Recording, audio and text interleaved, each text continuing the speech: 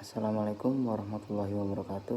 Perkenalkan, nama saya Irfan Masyuri Wahid dari Universitas Teknokrat Indonesia dengan NPM 2331509, Prodi Teknik Elektro. Ingin menjelaskan sedikit tentang materi bertayamum yang mencakup tata cara bertayamum yang sah dan sempurna, kemudian ada syarat-syarat bertayamum dan rukun bertayamum. Yang pertama adalah kalian harus mencari tanah atau debu yang menurut kalian bersih atau terhindar dari najis. Kemudian membaca basmalah dan niat. Seperti apa niatnya? Yaitu Bismillahirrahmanirrahim. Nawaitu tayamuma li-istabaqati sholati lillahi ta'ala, yang artinya saya berniat bertayamum agar diperbolehkan sholat karena Allah Ta'ala. Yang kedua adalah letakkan kedua telapak tangan dengan posisi jari yang rapat dan letakkan pada daerah yang berdebu, kemudian ditiup agar tanah tidak terlalu banyak. Setelah itu usapkan ke wajah hingga merata seperti ini, cukup. Dan kemudian lakukan dengan cara yang sama tapi dengan jari-jari yang terbuka seperti ini. Gunakan telapak tangan kanan untuk mengusap bagian punggung tangan kiri, kemudian dilanjutkan dengan sisi lainnya dan tarik ke arah jempol, begitu sebaliknya seperti ini. Dan yang terakhir adalah membersihkan sela-sela jari. Materi yang kedua adalah syarat bertayamum.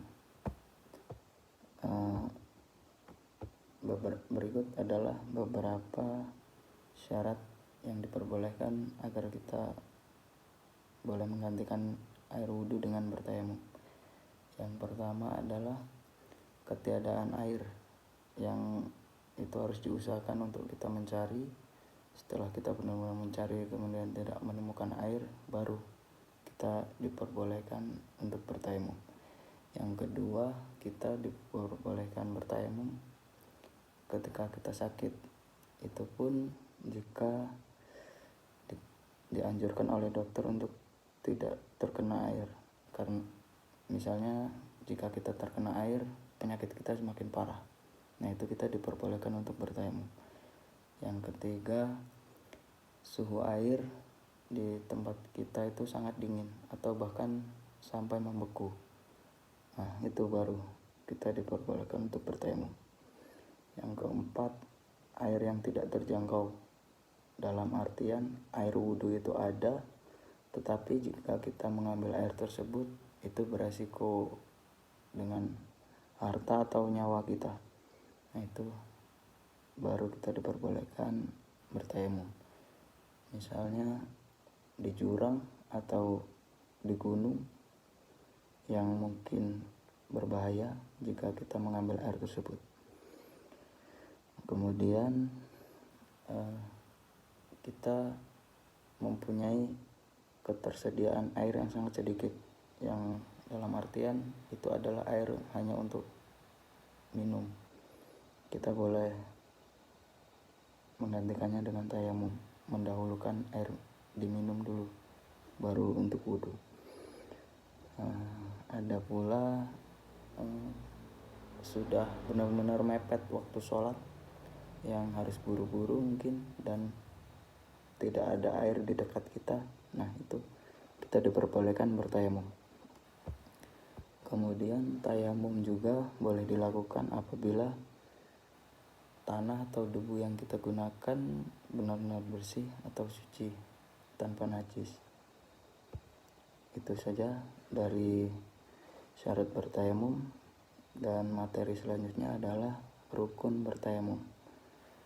Ada 4 rukun bertayamum. Apa saja? Membaca niat yang pertama. Seperti apa niatnya? Seperti yang tadi, nawaitu tayamuma li istabaqati sholati lillahi ta'ala. Dan yang kedua adalah mengusap wajah. Yang ketiga mengusap kedua tangan sampai siku. Yang keempat tertib. Dalam artian tertib adalah urut, seperti cara bertayamum tadi, harus urut, tidak boleh kita acak-acakan.